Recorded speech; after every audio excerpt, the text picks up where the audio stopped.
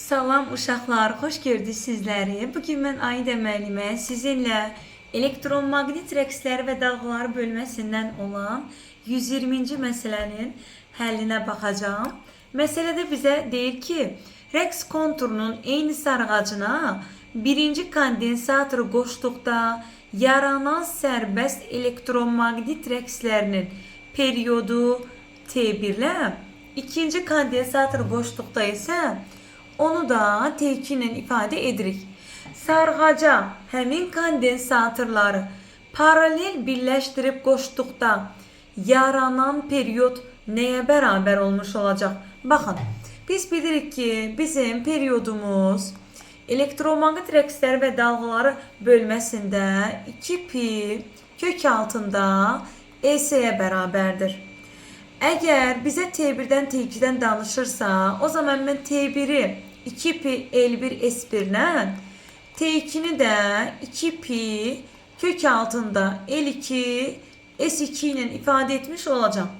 İndi mənə deyir ki, bunların kondensatorlarını, yəni S-ləri paralel birləşdirib qoşduqda yaranan bizim ümumi olaraq periyodumuz nəyə bərabər olacaq? O zaman biz ayrı-ayrılıqda kondensatorlarda tapmış olarıq. Buradan S1-i tapsaq nə olacaq? Kök altında T1-in kvadratı bölünsün. 2pi-nin də kvadrata yüksəldəcəm. 4pi-nin kvadratı L də kökdən çıxmış olacaq. İkinci yenə eynən T2-nin kvadratı bölünsün. 4pi kvadratı bir də vurulsun, elə bərabər olmuş olacaq. İndi mənə deyir ki, bu kondensatorları paralel birləşdirib qoşduqda biz də bilirik ki, paralel qoşulmada S nəyə bərabərdir? S1 plus S2-dir. O zaman mən bu verilənləri burada cəmləməm lazımdır. Yəni yazmalıyam ki, T1-in kvadratı bölünsün 4pi-nin kvadratı bölünsün, vurulsun L, üstə gələk T2'nin kvadratı bölünsün 4pi kvadratı L. Mənə deyir ki, bunu birləşdirdikdə paralel ümumi sənə bir dənə periyodu verir. Tamam, yazıram o zaman. Periyod bərabərdir 2pi. Mənə bu verdiyi ümumilikdə kondensatordur. T bərabərdir 2pi'ni saxlayıram.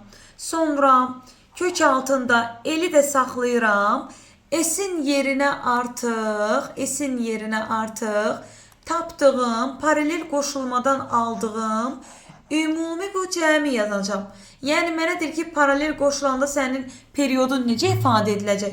Paralel qoşanda mən S-lərin qiymətlərini bu cür tapdım. Biz də bilirik ki, bizim T'miz 2pi kök altında S-dir, tamam mı? O zaman buradaki L qalacaq. S-nin yerinə tapdığım qiyməti gətirib yazacağım.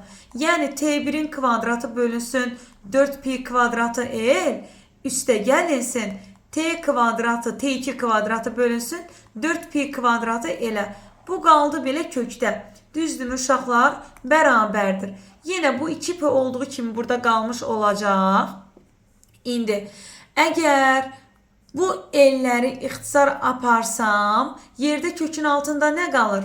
T1'in kvadratı bölünsün 4pi kvadratı üstə gələk.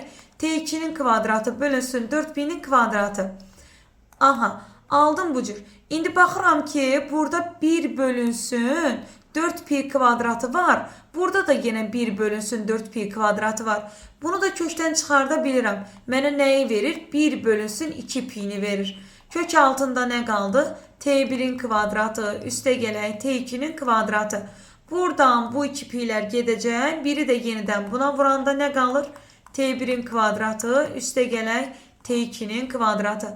Sonda nəhayət olaraq aldığım cavab budur. Yəni burada da cavabımız olacaq bizim C variantı.